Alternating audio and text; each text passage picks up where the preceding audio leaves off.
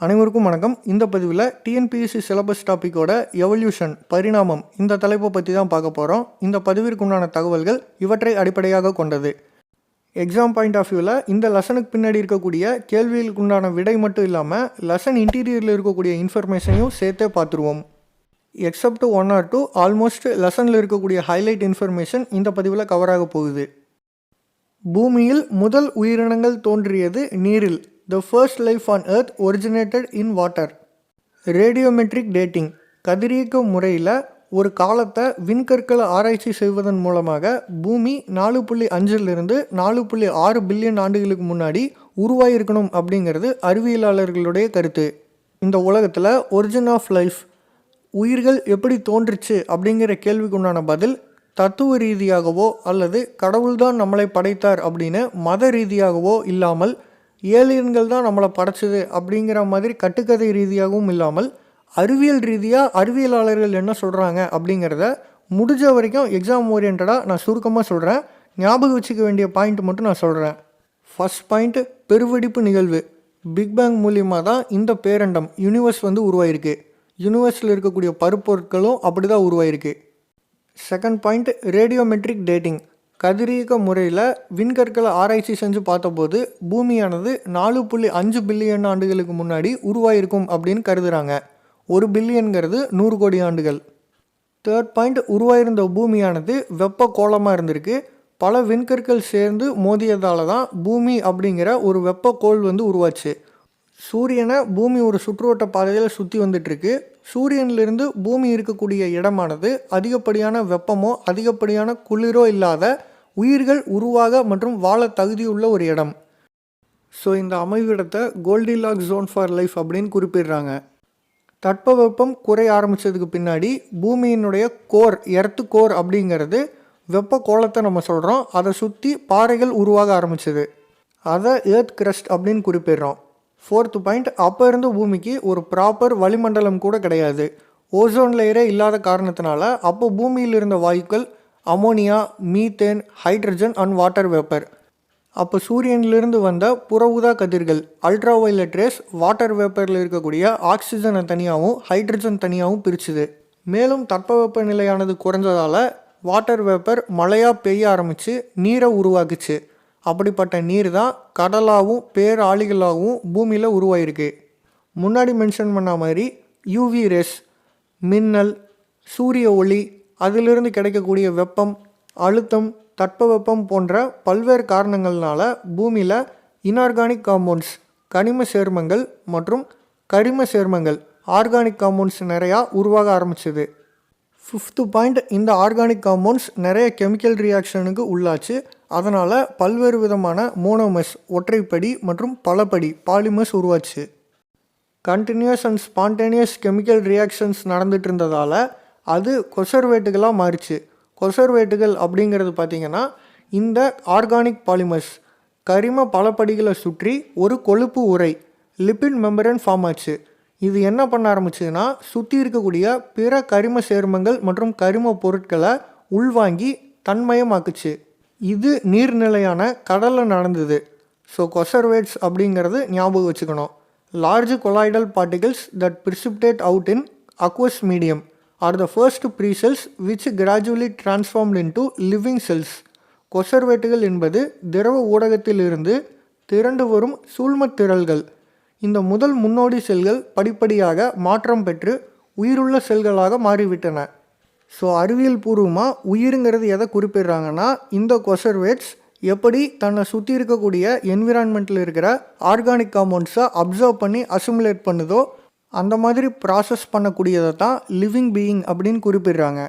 So உயிருங்கிறது அறிவியல் ரீதியாக பார்த்திங்கன்னா உயிரற்ற பொருளிலிருந்து தான் உயிருங்கிறது உருவாயிருக்கு. இந்த கோட்பாடை தான் தோன்றல் கோட்பாடு அல்லது உயிரின்றி உயிர் தோன்றல் கோட்பாடு theory of spontaneous generation or abiogenesis அப்படின்னு குறிப்பிடுறாங்க. சிக்ஸ்த்து பாயிண்ட், இந்த ஏபயோஜெனிசிஸ் அப்படிங்கிற சொல் பதத்தை உருவாக்கியவர் தாமஸ் ஹாக்ஸ்லி. அதே மாதிரி முன்னர் குறிப்பிட்ட வேதியியல் பரிணாம கோட்பாடு theory of chemical evolution origin of life அப்படிங்கிறது அறிவியல் ஆய்வறிஞர்களான ஒபாரின் அண்ட் ஹால்டேனால் 1924 1929 இடைப்பட்ட காலத்தில் முன்மொழியப்பட்டது. 7th பாயிண்ட் யூரே மில்லர் எக்ஸ்பெரிமெண்ட் 1953.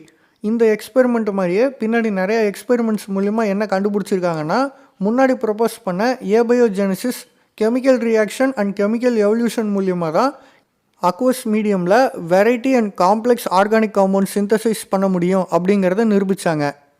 இந்த எக்ஸ்பெரிமெண்டல் செட்டப் பார்த்திங்கன்னா உங்களுக்கே புரியும். ஒரு தண்ணியை கொதிக்க வைக்கிறாங்க. அந்த தண்ணி நேராக ஒரு கேஸஸ் ஃப்ளாஸ்க்கு போய் சேருது. இந்த வாயு குடுவைக்குள்ளே அமோனியா, மீத்தேன் அண்ட் ஹைட்ரஜன் இருக்கும். கூடவே பாயில் பண்ண அந்த வாட்டர் வேப்பரும் போய் சேருது. டங்ஸ்டன் எலக்ட்ரோட்ஸ் யூஸ் பண்ணி செயற்கையாக மின்னலுக்கு பதிலாக இங்கே ஒரு ஸ்பார்க்கை ஜென்ரேட் பண்ணுறாங்க. அப்போது glycine, alanine, aspartic acid, amino acid, nitrogenous bases மாதிரி வெரைட்டி ஆஃப் ஆர்கானிக் காம்பவுண்ட்ஸ் உருவாகுது. அதை குளிர்விச்சு கீழே இருக்கக்கூடிய பீக்கரில் கலெக்ட் பண்ணுறாங்க. நிறைய தடவை இந்த எக்ஸ்பெரிமெண்ட்டை கண்டக்ட் பண்ணுறாங்க. ஸோ ஒவ்வொரு தடவையும் பார்த்தீங்கன்னா different and variety of organic compounds produce ஆகுது. ஸோ இது முன்னாடி சொன்ன சயின்டிஃபிக் தியரிக்கு வலு சேர்க்கும் விதத்தில் அமைஞ்சிருக்கு. ஒரு லிவிங் ஆர்கானிசமில் செல்லு தான் அடிப்படை கூறு அல்லது அலகு அப்படின்னு குறிப்பிடுறோம். இதில் majority water molecule and remaining carbon compounds தான் அதிகப்படியாக இருக்குது. இந்த கார்பன் காம்பவுண்ட்ஸை தான் நம்ம ஆர்கானிக் காம்பவுண்ட்ஸ், கரிம சேர்மங்கள் அப்படின்னு குறிப்பிடுறோம். ஃபார் எக்ஸாம்பிள் டிஎன்ஏவை எடுத்துக்கிட்டிங்கன்னா அது ஒரு நியூக்ளியோடைடுங்கிற மோனோமரால் சேர்ந்து உருவான ஒரு polymer. So ribose sugar, nitrogenous base, phosphate group இதெல்லாம் சேர்ந்து உருவானது தான் டிஎன்ஏவோட nucleotide. Carbon, hydrogen, nitrogen, oxygen and phosphate இந்த ஆட்டம்ஸ் எல்லாம் சேர்ந்து தான் இதை உருவாக்குது. லெசனில் இன்னுமே ப்ரீஃபாக கொடுத்துருப்பாங்க. ஸோ மேலும் விவரங்களுக்கு லெசனை படிங்க.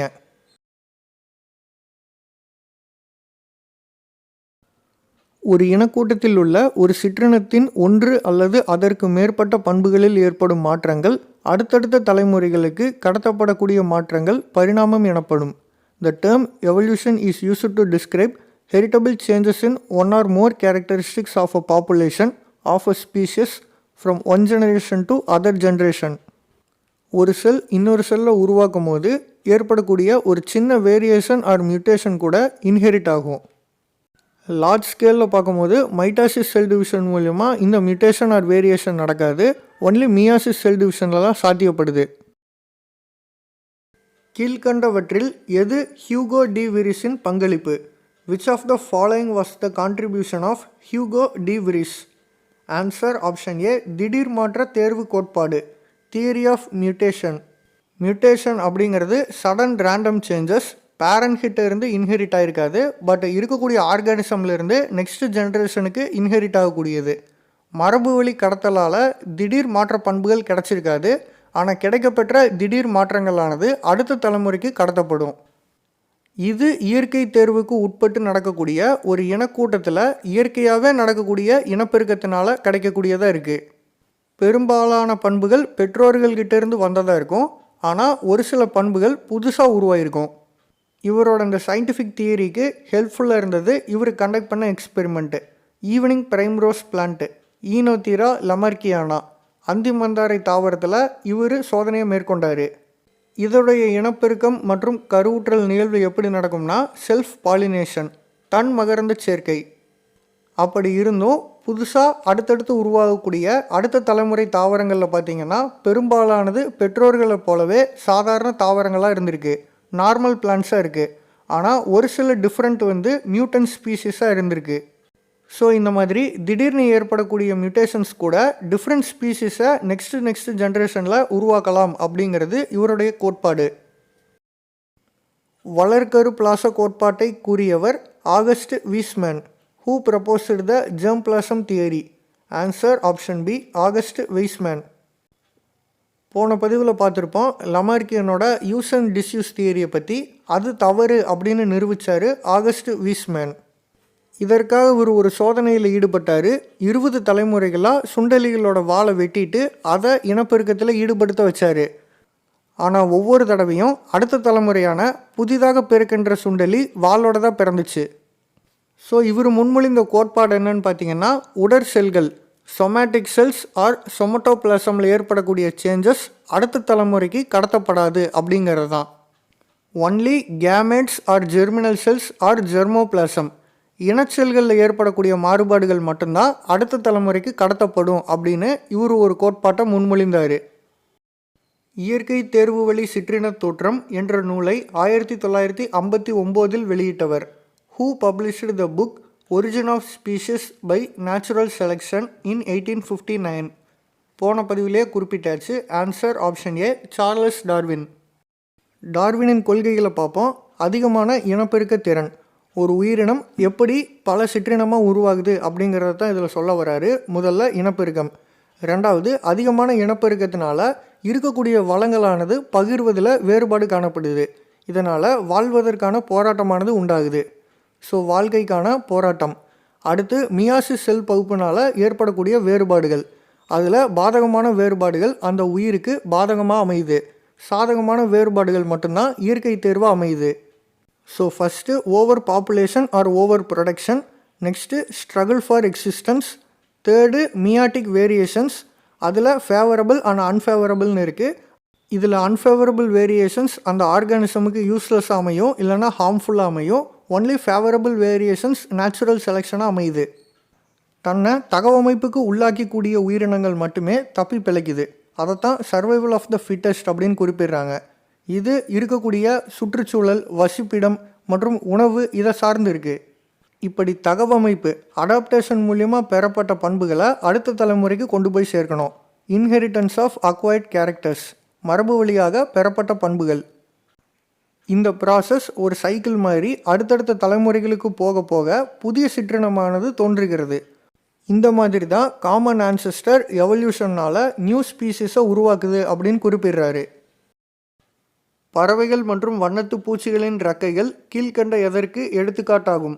The wings of birds and butterflies is an example of convergent evolution. Already standard 10 வீடியோலேயே அனலோகஸ் ஆர்கன்ஸ், செயல் ஒத்த உறுப்புகள் பற்றி பார்த்துருப்போம். ஸோ அந்த உறுப்புகள் பரிணமித்தது இல்லையா? ஸோ அதைத்தான் இங்கே குவி பரிணாமம் அப்படின்னு குறிப்பிடுறாங்க. இந்த ரெண்டு உதாரணங்களுடைய செயல் பார்த்திங்கன்னா ஒன்றா தான் இருக்குது. பறக்கிறதுக்கு உதவுது, அவ்வளோதான். மற்றபடி அதனுடைய அமைப்புகள் வெவ்வேறையாக இருக்கலாம். கேள்வியில் விலங்கின எடுத்துக்காட்டு கொடுத்துருக்காங்க. அதே தாவர எடுத்துக்காட்டு அப்படின்னு பொதுவாக பார்த்தோம்னா சீனிக்கிழங்குடைய வேர் மாற்றுரு, ஸ்வீட் பொட்டேட்டோவோட ரூட் மாடிஃபிகேஷன் அண்ட் பொட்டேட்டோவோட ஸ்டெம் மாடிஃபிகேஷன், உருளைக்கிழங்குடைய தண்டு மாற்றுரு. இந்த ரெண்டுமே பார்த்திங்கன்னா அமைப்பு ரீதியாக வெவ்வேறையாக இருக்குது. ஆனால் இந்த ரெண்டோட பணிகளுமே ஒரே பணி தான். உணவை சேமிக்கக்கூடிய இடமா பயன்படுது. Same function, storage of food.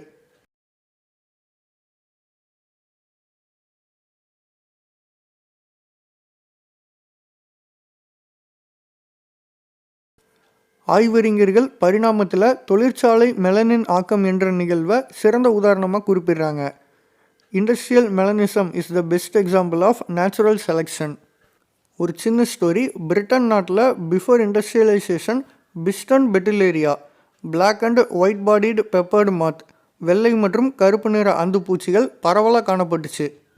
பல தொழிற்சாலைகள் நிறுவப்படுறதுக்கு முன்னாடி வரைக்குமே இந்த வெள்ளை நிற அந்துப்பூச்சிகளானது சுவர்களோட வெள்ளை நிறத்தோட ஒன்றி தான் தன்னை கொல்லக்கூடிய கொன்றுண்ணிகள் கிட்ட இருந்து தப்பிச்சுட்டு வந்துச்சு. அப்புறம் இண்டஸ்ட்ரியல் ரெவல்யூஷன் நடந்ததால் தொழிற்சாலைகளிலிருந்து வெளியாகக்கூடிய அதிகப்படியான கரி மற்றும் புகையால் அந்த தொழிற்சாலைகளை சுற்றி இருக்கக்கூடிய மரங்களில் அதிகப்படியான கரி மற்றும் புகையானது படிய தொடங்குச்சு.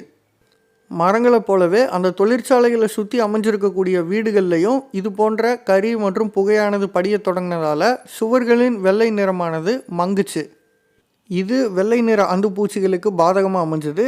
பல கொன்றுண்ணிகள் வெள்ளை நிற அந்துப்பூச்சிகளை எளிதில் அடையாளம் கண்டுபிடிச்சு சாப்பிட ஆரம்பித்ததால் வெள்ளை நிற அந்துப்பூச்சிகளுடைய எண்ணிக்கையானது குறைய ஆரம்பிச்சது.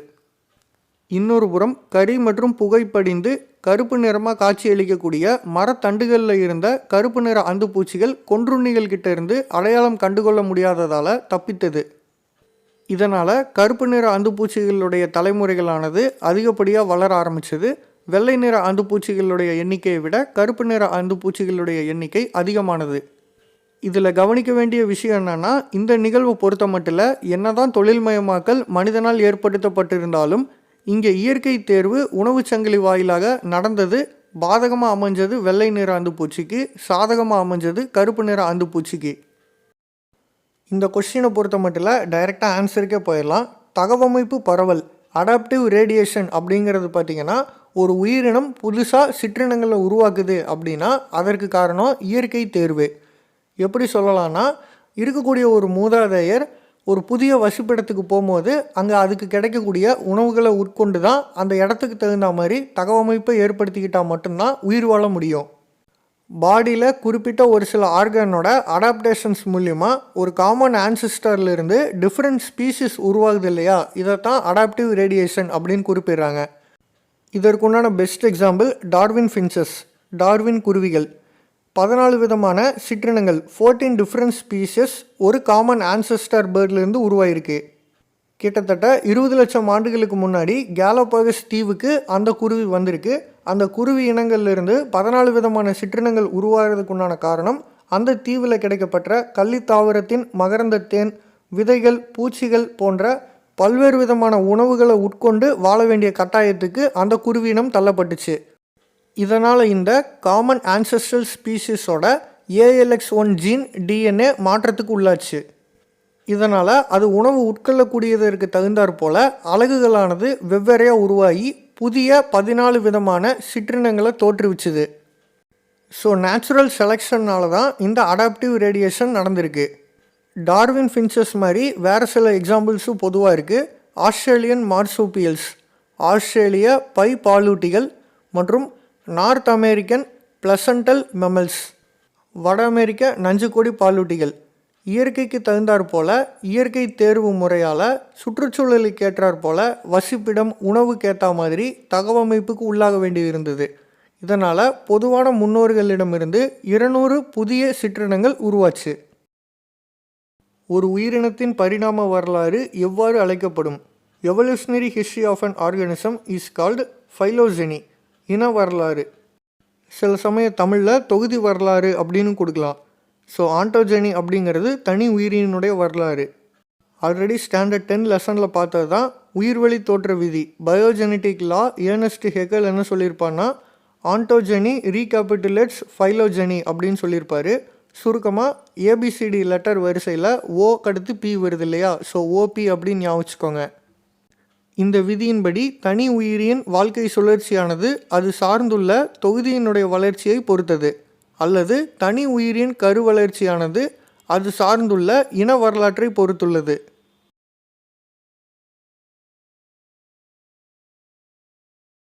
இந்த கொஸ்டின் பார்க்குறதுக்கு முன்னாடி ஒரு சின்ன ஜாகிரஃபி இன்ஃபர்மேஷன்.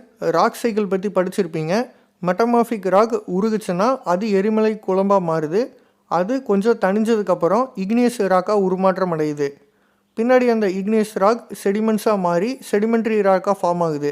பொதுவாக இது மலைப்பகுதிகளிலிருந்து ஆற்றங்கரையோரங்களில் பார்க்க முடியும். காற்றுனாலேயோ நீரோட்டத்தினாலேயோ தொடர்ந்து படிமங்களானது இந்த செடிமெண்ட்ரி ராக்ஸ் மேலே படிஞ்சுக்கிட்டே வரும். ஸோ லேயர் பை லேயராக பூமிக்கடியில் புதையுண்டுக்கிட்டே போகும்போது அப்நார்மல் ஹீட் அண்ட் ப்ரெஷர்னால் இது மெட்டமாஃபிக் ராக்காக கன்வெர்ட் ஆகும்.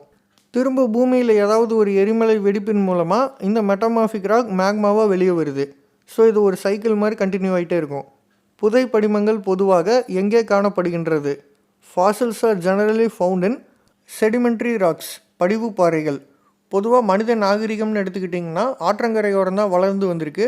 அதே மாதிரி விலங்குகளும் நீரோடைகள், நீர்நிலைகள் போன்ற இடங்களை சுற்றி அதிகமாக காணப்படும். இதனாலேயே பெரும்பாலும் படிமங்களானது படிவு பாறைகளில் கிடைக்கப்படுது.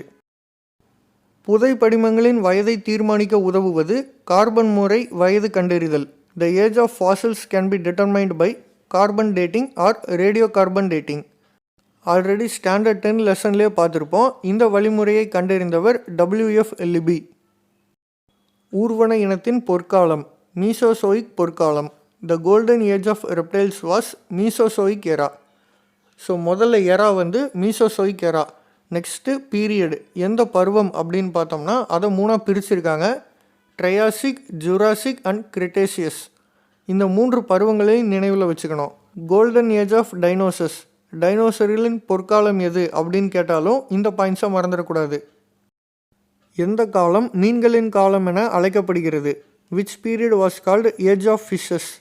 Answer option C, Devonian.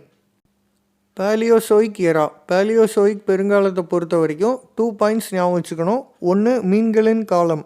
Age of fishes அப்படிங்கிறது டிவோனியன் பீரியட், டிவோனியன் பருவம். Second point, age of amphibians, Carboniferous period, இருவாழ்விகளின் காலம், கார்போனிஃபெரஸ் பருவம்.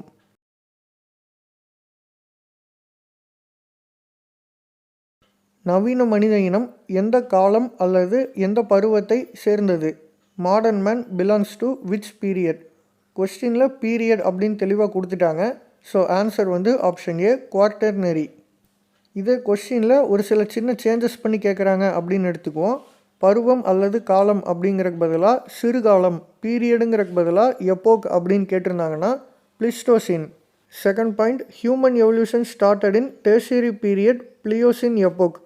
மனிதனின் பரிணாமம் தொடங்கியது டெர்ஷியரி பருவம், பிளியோசின் சிறுகாலம். Third point, humans evolved in which era அப்படின்னு கேட்டாங்கன்னா சீனோசோயிக் ஏரா. மனிதன் பரிணமித்தது சீனோசோயிக் பெருங்காலம். பாலூட்டிகளுடைய பரிணாம வளர்ச்சி, குறிப்பாக மனித மூளையினுடைய பரிணாம வளர்ச்சின்னு எடுத்துக்கிட்டோம்னா காலப்போக்கில் மூளை ஒரு சிக்கலான அமைப்பாகவும் அதனுடைய அளவானது அதிகரிச்சுக்கிட்டே வந்திருக்கு. தற்கால மனிதர்கள் ஹோமோசாப்பியன்ஸ் கிட்டத்தட்ட 25,000 ஆண்டுகளுக்கு முன்னாடி பரிணமிச்சிருக்காங்க. இவங்களுடைய மூளை அளவு 1300 முதல் 1600 கியூபிக் சென்டிமீட்டர்.